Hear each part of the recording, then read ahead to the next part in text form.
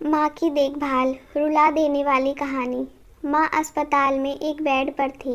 अस्पताल के बरामदे में उसके 2 बेटे और एक बेटी चिंता में टहल रहे थे।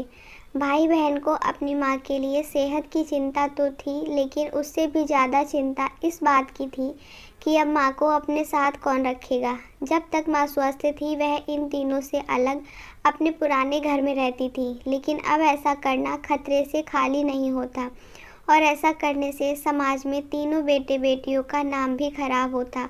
लोग कहते कि देखो कैसी औलादें हैं, बीमार माता को अकेला रहने के लिए छोड़ दिया।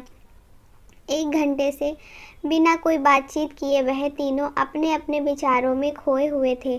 फिर बहन ने चुप्पी तोड़ते हुए अपने बड़े भाई की तरफ देखते हुए कहा, भैया आप बड़े हैं, इसलिए आपका कर्तव्य है कि माँ को ज़रूरत के समय आप रखें और उनकी देखभाल करें। छोटी बहन की बात सुनकर बड़े भाई ने पहले अपनी पत्नी की ओर देखा और बोला, मैं इस बात से बिल्कुल इनकार नहीं करता कि बड़े होने के नाते मेरा माँ की देखभाल करने का कर्तव्य है, लेकिन तुम तो जानती ही हो कि मैं और तुम्हारी भाभी दोनों ही जॉब करते हैं।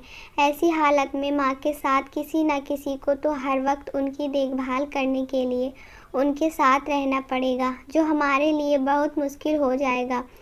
बहन, तुम तो पूरा दिन घर ही रहती हो, तो तुम माँ को अपने साथ क्यों नहीं रखती? पैसों की चिंता मत करना, जो भी खर्चा आएगा मैं दे दूँगा।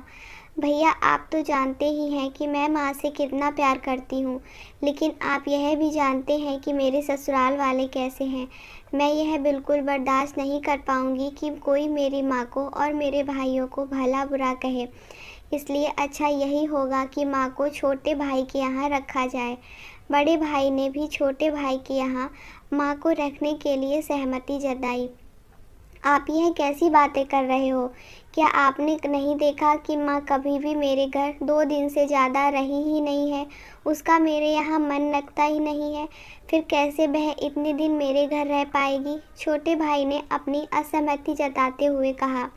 इससे पहले कि इस चर्चा का कोई नतीजा निकल पाता, एक नर्स वहां दौड़ते हुए आई और कहने लगी, क्या आप ही वार्ड नंबर 4 में भर्ती मरीज के रिश्तेदार हैं? आपको डॉक्टर साहब अंदर बुला रहे हैं। सभी घबरा गए और दौड़ते हुए डॉक्टर के पास पहुंचे। डॉक्टर ने उनसे हाथ जोड़ते हुए कहा, आई एम सॉरी, मैं आपकी माताजी को नहीं बचा पाया।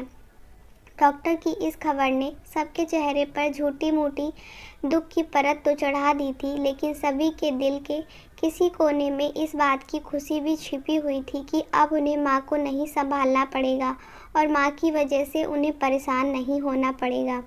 दोस्तों, छोटी सी यह कहानी ही समाज का सत्य है। यहाँ लोग ऊपर से जो दिखाते हैं वह अंदर से नहीं होते।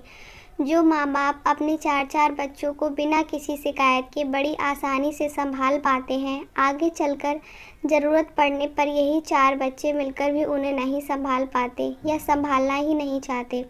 दोस्तों, अपने दिल से छल कपट निकाल दीजिए और सच्चे मन से अपने माता पिता की, अपने बुजुर्गों की सेवा कीजिए।